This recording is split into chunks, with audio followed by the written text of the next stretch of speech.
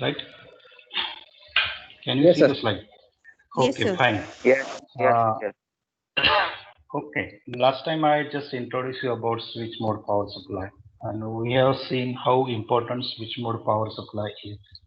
And in brief, we have seen the functions of or how this switch mode power supply works. Then we have compared this switch mode power supply with the low power supply that is normally used in electronics, that is linear power supply. In linear power supply, different how this is developed or what are the limitations of this and how this can be overcome we have seen.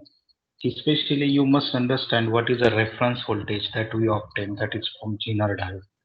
Then after Zener diode, just to have a higher current and low voltages, we require to replace this switch with the power transistors. And if you apply a appropriate base drive voltage, then it is possible that you can control the any output voltage by controlling the base drive voltage by applying the required resistance between collector to emitter in a emitter follower circuit. And if you really want to automatically control with the feedback circuit, you can have a error amplifier and that output can be given to the base of a transistor. And ultimately, we can have some control or we can have a very good regulated output voltage, which is normally used in the ICs like uh, 7805 LM317 or a 7812 or similar type of ICs.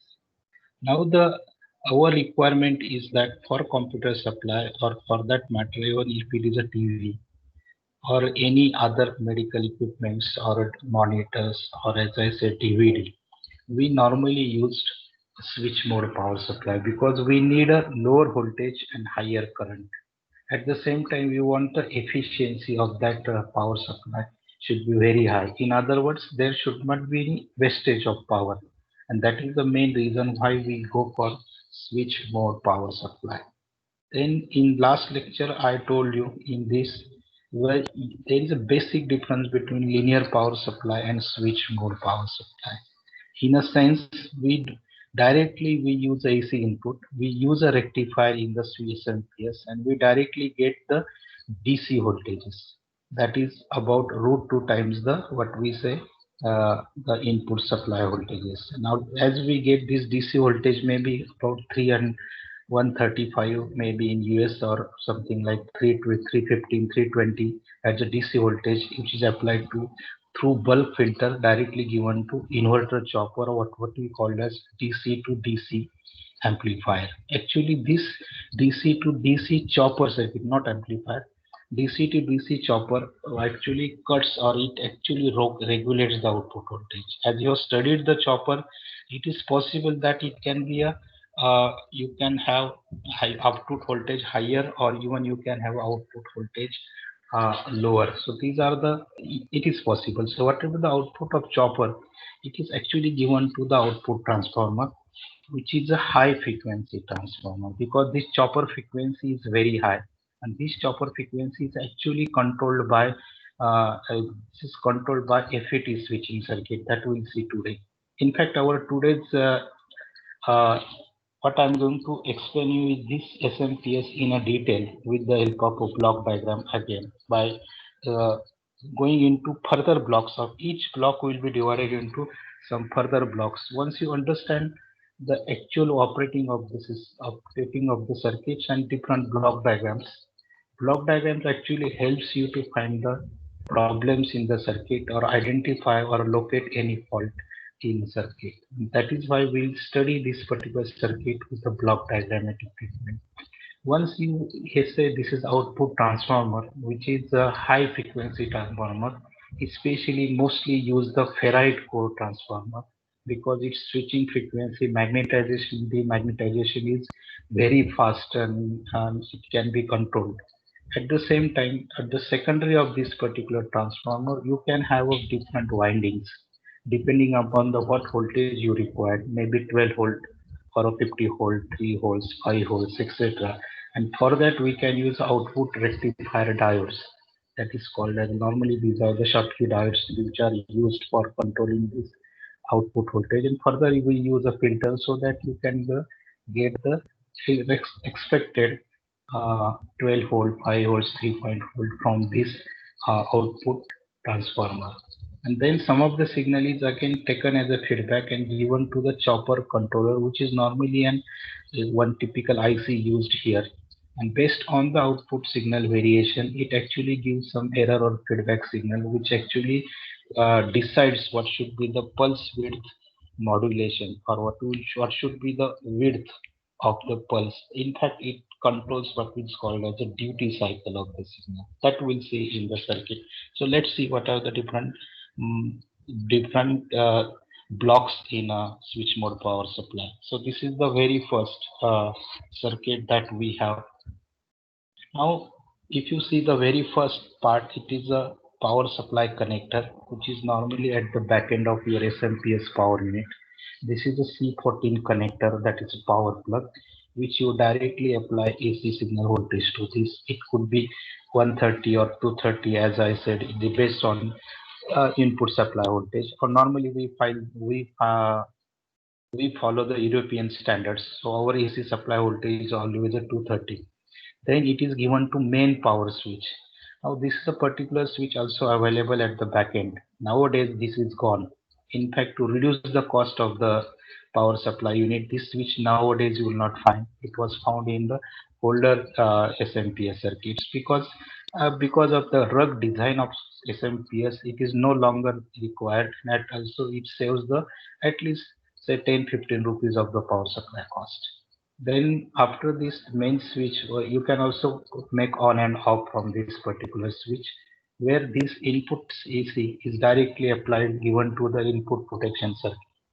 This input protection circuit mostly consists of two things. One is the fuse and another is metal oxide resistor. If there is sudden rush of the current, if a large current than the rated value flows through the fuse because of some problems, or say maybe some faulty or fluctuations in the input supply, then immediately that fuse will blow and it will protect the rest of the circuit.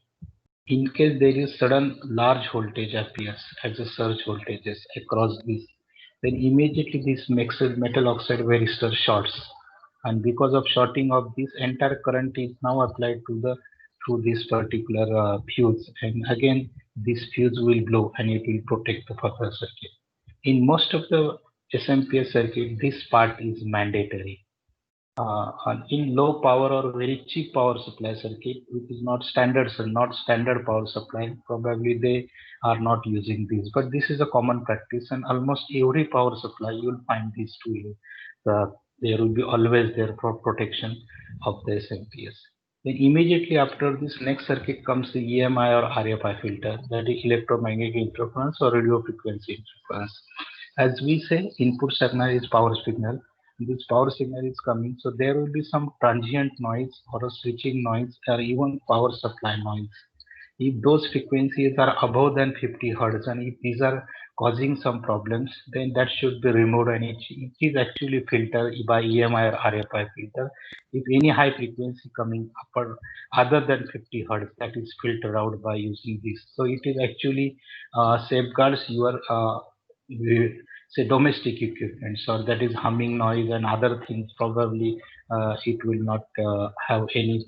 In fact, it is really reduced by using EMI or RFI filters.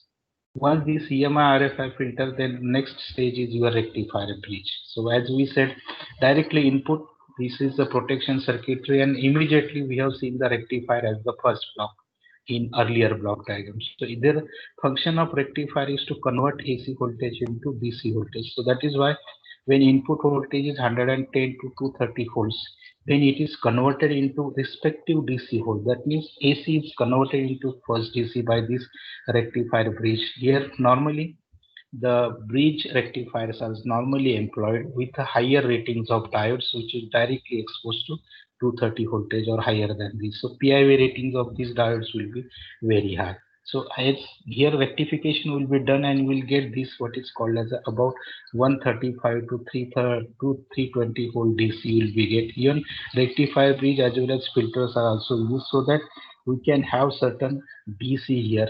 And if there is a very large DC current, if it is directly given to a next bulk filter, then probably the bulk filter will have may be damaged. So initially, as soon as you switch on, then whatever be the inrush current, that is a large current flowing through this, it should be limited, and it should not, your bulk capacitor should not be exposed to this inrush large current. So that is why here this is the component used. It is called as NTC, negative temperature coefficient. It actually limits the inrush current. How it limits the inrush current? Because here this has only have, when if you see NTC has got its inherent resistance. It is about 20 ohm, 20-25 ohm. When because of 20-25 ohm, initially this current is restricted. But as the current goes on increasing, its temperature increases, and when its temperature increases, its resistance drops down to almost 0.5 ohm. So the main function of this NTC is to limit the inrush current. Otherwise, it may damage the what we call as the bulk filter. Yesterday, we have seen that between this inrush limiting and bulk filter capacitor, there is a circuit that is called as the active or passive power factor correction circuit. I explained you what is power factor correction. That is, if there is a variations in the current, if there is a phase difference between voltage and current, that may cause certain that may lose certain power. To overcome this particular problem, especially if you are not using the some if you are omitting the rectifier circuit, then this is a new mandatory a new mandatory is made into newly designed SMPS. If you see the newly designed SMPS, what is now in the market, this is made compulsion to every SMPS that they should have certain active power factor corrections, or at least passive power factor corrections, so that uh, there will be less wastage of power.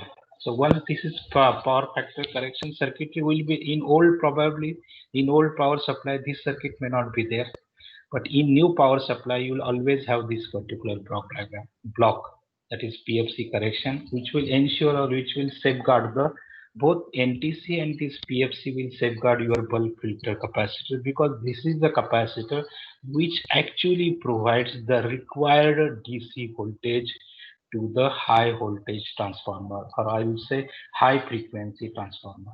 After this per filter capacitor, you will find that this is divided into two. In fact, power goes to two parts or two transformers, or I'll say two circuits. One is standby circuit, another is chopper transformer power circuit. It is a one conventional transformer, what we normally use for 5 volt, and another is high frequency transformer. Most of the time when you see SMPS, at that time you will immediately see these two transformers.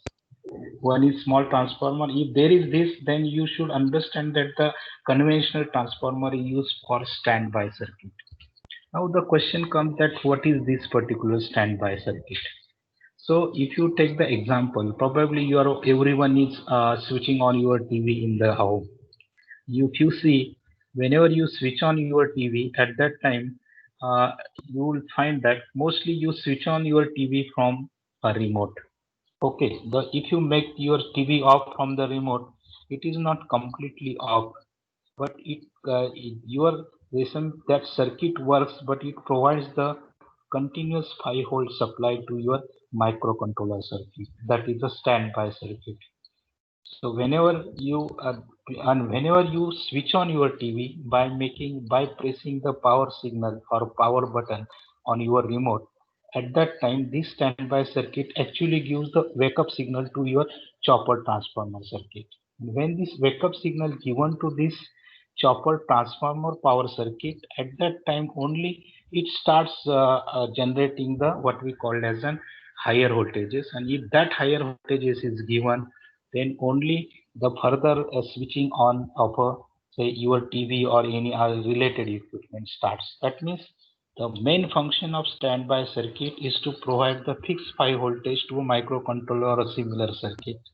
And whenever you really wish to start your device, maybe display device, because display device, to start display device, you have to turn on your LCDs or maybe picture tubes, and for that you require relatively large voltages, and that can be possible only by using this particular chopper transformer circuit. So wake up signal generated by the standby circuit is given to your chopper transformer circuit, and then higher voltage starts. Now how this particular works, as we say, bulb filter is directly connected with your main power controller IC. So this is the IC which actually controls the pulse width or a duty cycle of your say chopper circuit. Now what is this particular chopper circuit? So basically chopper circuit consists of this IC plus the switching FAT transformer, and then switching FAT again. Most of the times you have a power transformer, and here before this FAT, after this FET switching, you will also find there are two pair of power transistors normally in a power supply circuit. So if I get a time, I have planning to prepare one, uh, say one video where I can show you all the components. Till that time, I'll give you one important link of a video or SMPS video, which actually explains the different components of SMPS with actual SMPS export circuit. It will tell you the exact blockage, exact blocks, as well as the different components and where this faults likely to occur, and how to repair those particular faults. So that I link I will give you in a Google Classroom for this after today's lecture. So you can go through this. This is just a 15-20 minutes video, but it is nicely explained that how you can trace this particular circuit, what are the different blocks and which block constitute what are the major faults likely to occur and how you can overcome. But today we have to just see the principle of your SMPS. So as the principally, as we said, from bulb filter, this is the main power control IC, which have to control the duty cycle of the signal. If you want to have a full signal, then probably full duty cycle, if you made equal to 90, obviously you will get the higher voltages. If you want to 50% of the voltages, let us say bulb filter capacitor is of 150 volts, say 200 volts, and if you want at the output to be 100 volts, obviously you have to operate this particular pulse width modulation signal at a 50% duty cycle. If it is operated at 50% duty cycle, obviously the power output will be the 50% of the what is available at the bulb filter.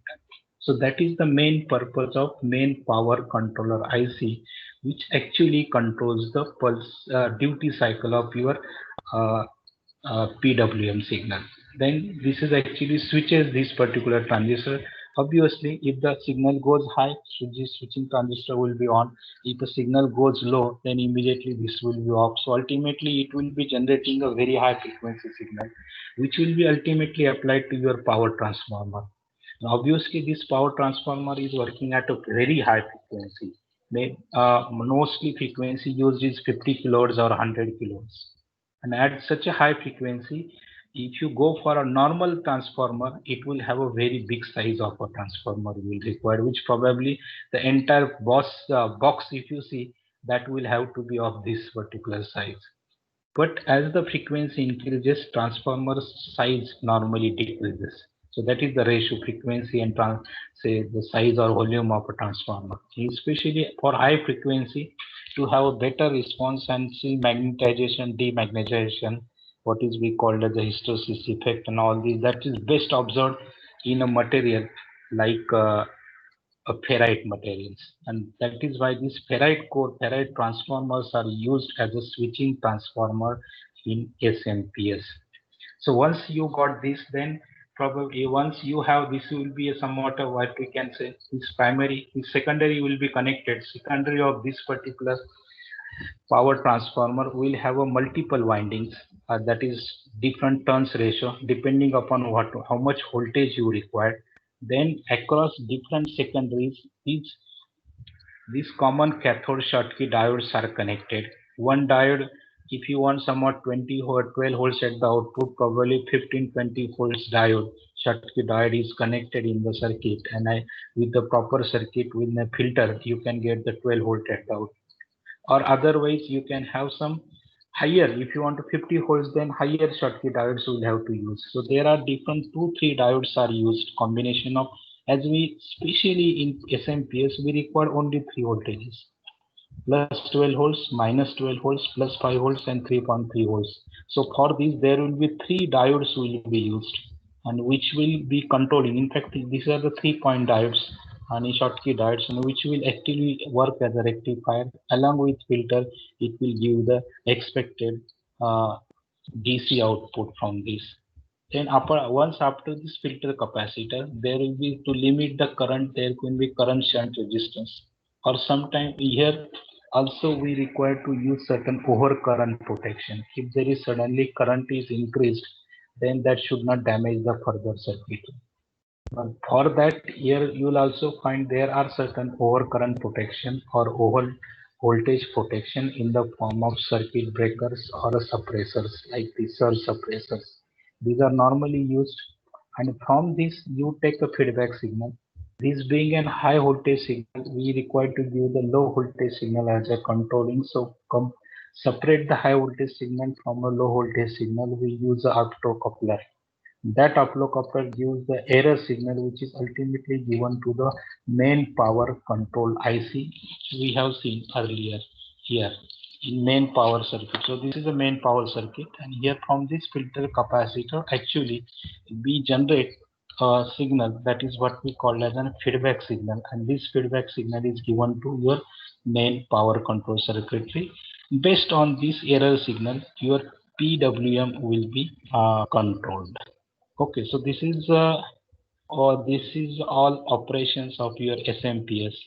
Now, if you have got any questions, you ask. Otherwise, I'll go ahead with the some general faults and some of the terms related with the past. Hopefully, you should understand what is expected here. That what is the basic difference between linear SMP, linear power supply, and switch mode power supply? In switch mode power supply, we actually use the chopper circuit and high frequency transformer circuit, which is controlled with FET and power transistor, and ultimately from this, that means first AC is converted into DC, and then DC is converted into again DC to DC. That means high voltage DC is converted into low voltage DC, and that is the work of this. But this conversion is done at a very high frequency, and output voltage is properly maintained, and here overall efficiency of the circuit, as we are controlling the width of the power, that is the width of this, so ultimately there is no wastage of power in the circuit. That is why the efficiency of SMPS is very large. Now this is the particular circuitry. Probably it will help you to explain how your error amplifier works. So this is a very simple example which you day-to-day experience in your bathroom. So this is your what we'll say the controller. Now in this case, when you are taking a bath, probably for taking a bath, if you want 30-degree temperature of a water, and if in a reservoir, if this is a cold days and if it is 30-degree, or otherwise it is from a heater if it is coming 80-degree, you cannot take 80-degree directly onto your body, or at the same time you cannot take 10 degrees directly onto your body. So what you do, you try to regulate it. If there is a more hot water, you actually get some more cold water into this, and whatever the error. So here if there is more cold water, probably there is an error of minus 20, because your temperature required is 30 degrees and the water is 10. So here error is minus 20-degree. If you take a suddenly hot water, then error will be about 50-degree, but that will be plus 50-degree because you require 30-degree, and here this is available. It is on positive side, that is a 80-degree. So here what you do, actually you vary your voltages. The same concept actually used in your what we called as an regulating amplifier. So see here how this particular concept will be used. So here this is a switch. This switch is directly, if you make on and off, automatically whatever the, if this is made on, then for that particular duration this voltage will be available across the load, and if you make again off, then in that case this voltage will be cut from your input supply voltage.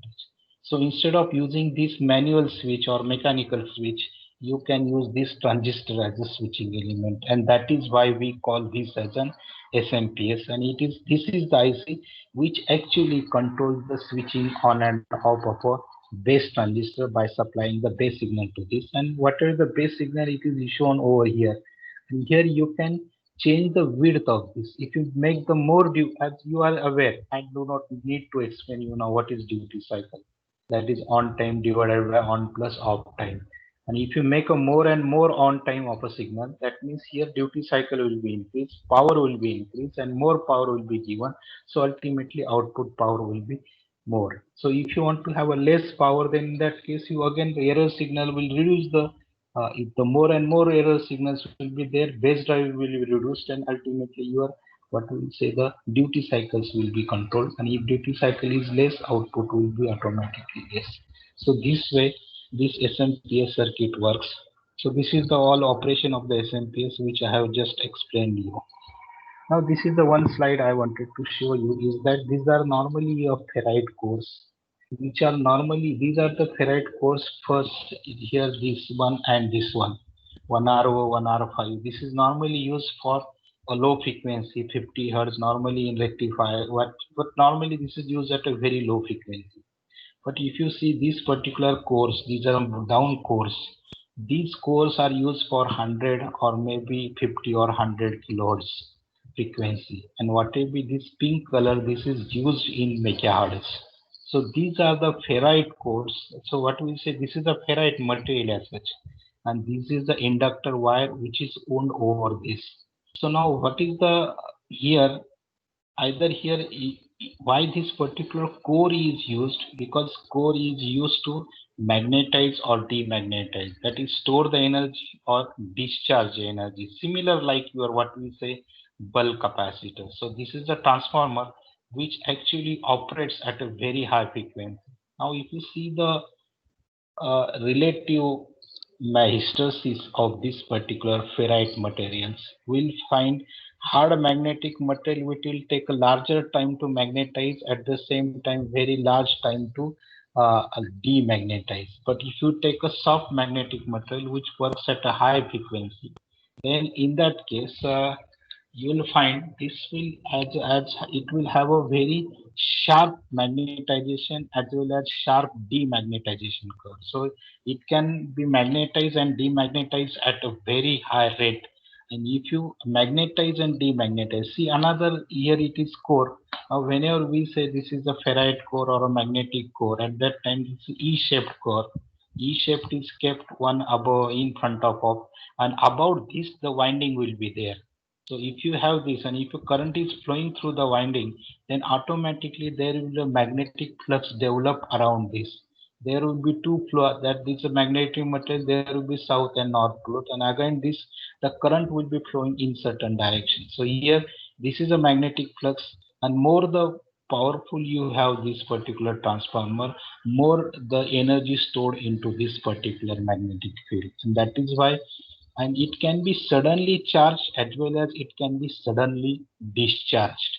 That is why it is the function of this particular magnetic transformer based on the input signal, that is a rectangular PWM. It will charge and discharge, and accordingly this type of voltages what will say pulsating DC voltages, I will say the same what we get at the normal rectifier, it will also get the pulsating DC voltages at the output of this transformer, which is further rectified by using diode and filter, and which we get the expected output based on the turns ratio. Turns ratio actually controls your output voltage. So this is the something what happens when the magnetization is done. When you connect the switch, it will be in one direction.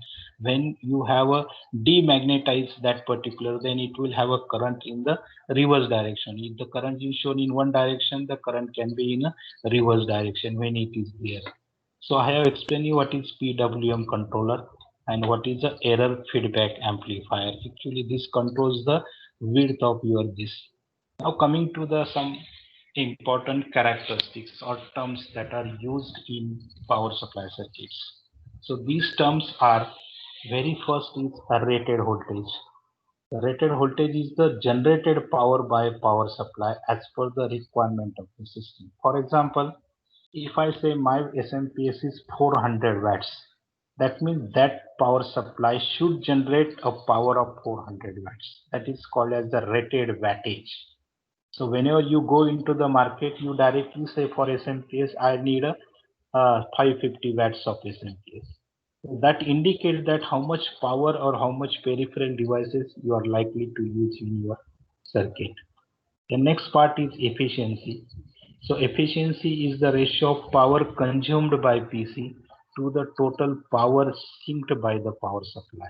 Synced, I mean it is consumed by the power supply. So this efficiency is given as a percentage of efficiency. Then again this percentage can be equal to power taken up by PC, or percentage it is into 100, and then you just that line is divided by power consumed by power supply. In my adjusting PPTs, I think this dividing line is removed from this particular PPT. I'll put it again back. So this ratio is power taken by PC into 100 divided by power consumed by power supply. So that gives the percentage efficiency. And you are aware, as we tell, this efficiency is beyond 60%, which is normally, if you say about linear rectifiers percentage, efficiency is always less than 50% for linear, but it is, goes from 60 to 80% for efficiency of this. Then regulation. Uh, Regulation means you already know what is the regulation. Here you have to maintain the output voltage constant irrespective of the changes in the output voltages.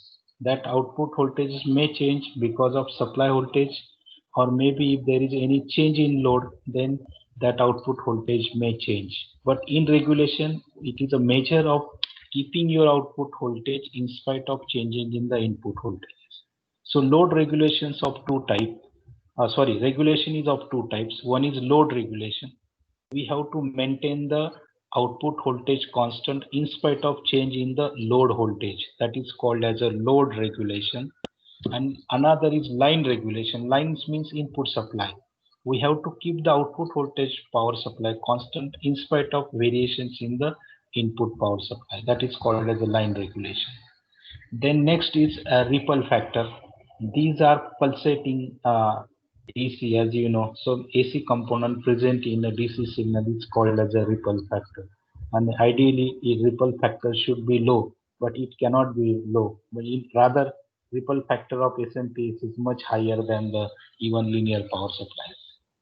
Then what are the power problems, or what are the, these are the terms I will try to explain these particular terms that may cause certain power problems. Whenever you talk about the powers, you should know these terms. That is, what is line noise, what is surge, what is lightning strikes, brownouts and blackouts. These are the terms normally used related to power supply. Maybe SMPS power supply, our whole household power supply, or UPS power supply, or something like this. These terms are always used.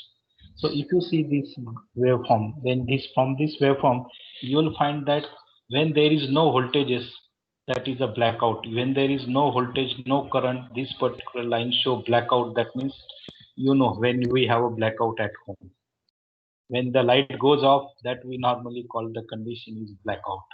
And against to that blackout, this is the another condition that is called as a brownout, also termed as a sag. This is the under voltage condition. That means if this is a normal voltage, let us say this is your normal voltage as shown over here. If a voltage falls below the normal voltages, then that is called as a brownout or a sag voltage or a under voltage condition, you can say. It is the another way. This is a normal voltage. Similarly, this is normal voltage. If there is a suddenly higher voltage you develop like this than the normal voltages, then this is normally called as the surge voltages. That means the voltages which increases higher than a normal voltages, that will be called as a surge voltages. Sometimes what happens, there is a suddenly a spike, very high voltages for a very small time. If that arises, that is normally called as a spike. So we'll see these are the terms. Then when it comes to a line noise, so here Line means input supply voltage. In supply voltage, if there is not a true good supply coming from MACV or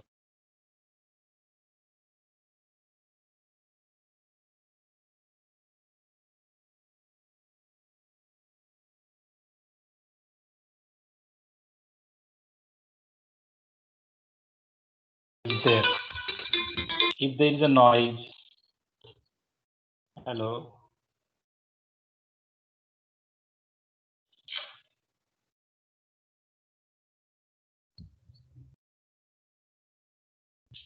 can you hear me? Yes, sir. Yes. Yes. Okay, I got a one phone call, and actually that has created.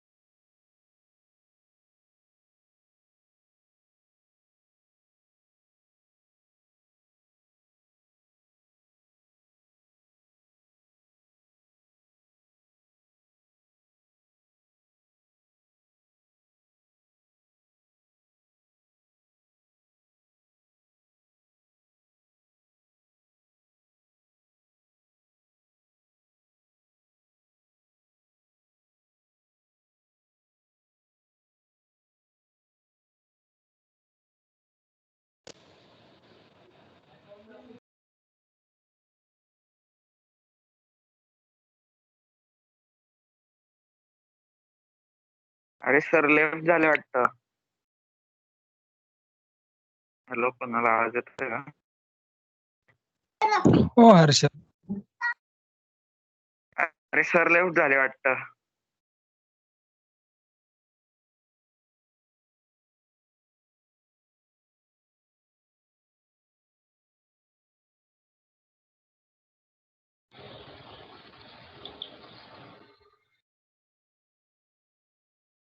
Hello, can you hear me? Yes, Yes, sir. sir. Yes. Yes, Yes. sir.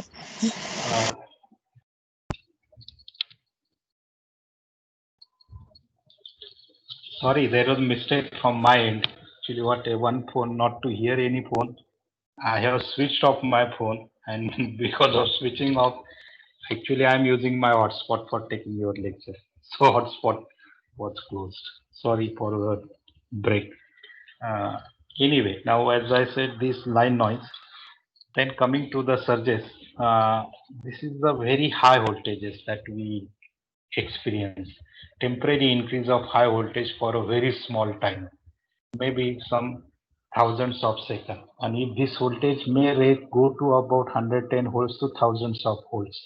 And if such a high voltage is applied across your semiconductor device for a very small time, it is possible that these devices may damage. So voltage these surges can disrupt the damage or can damage your computer equipment. So this is the over voltage conditions and it should be avoided. Normally we use the surge suppressors. म्हणजे आपण बऱ्याच वेळा spike suppressor जे म्हणतो. Whatever we use extension box, and extension box has got some small circuitry to use this type of surge. That is a sudden increase in the voltage for a very small time. So that is we call the surge separator or surge protectors. Another is storms or strikes. Whatever when you say storms or strikes, so this is like during a rainy season or thundering or during storms. What happens? Very high voltage is induced into a. Please share the PPT. Oh, sorry, you are not getting PPT. So it is actually shared, but anyway. Can you see now? Yes, sir. Sir, Oh, yes, sir. okay, fine. Do tell me because if this such type of problems do arises, you always tell me. Anyway, now when I talk about this is just like what we say lightning or thunders. Then because of this, a very high voltage is induced, especially in telephone lines or power lines, and if this is connected to your computers or that, then it is possible that your device may damage. You might have heard that most of the time, some if this is surge occurs or storms occurs, then MACB cannot control these voltages, and at that time, in certain portion of all the TVs or maybe refrigerators are burn out on all this. If these are the problems, hopefully that possibly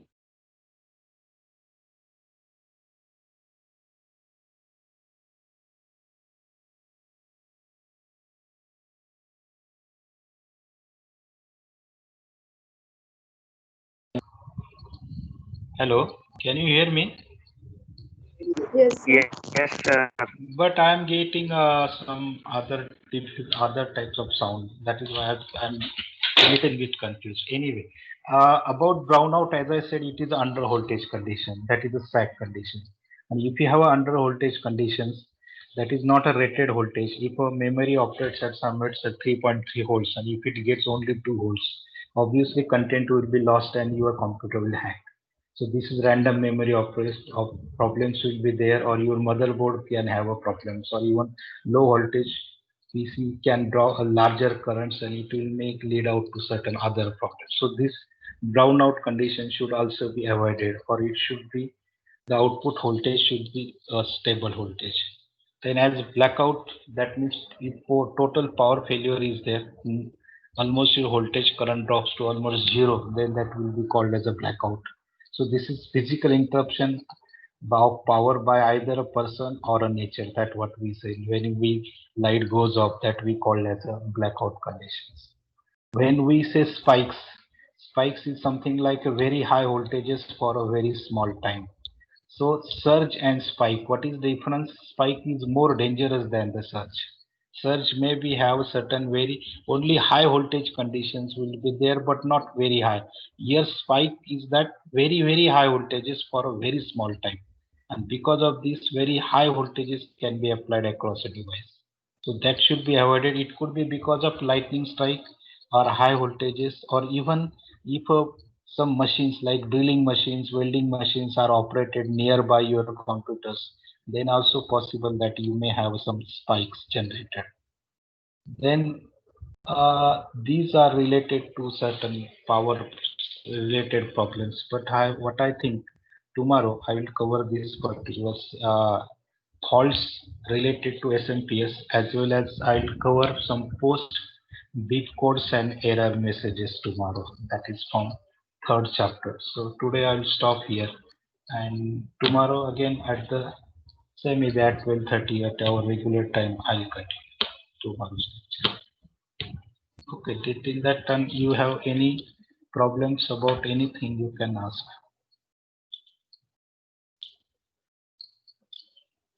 Sir, बोला.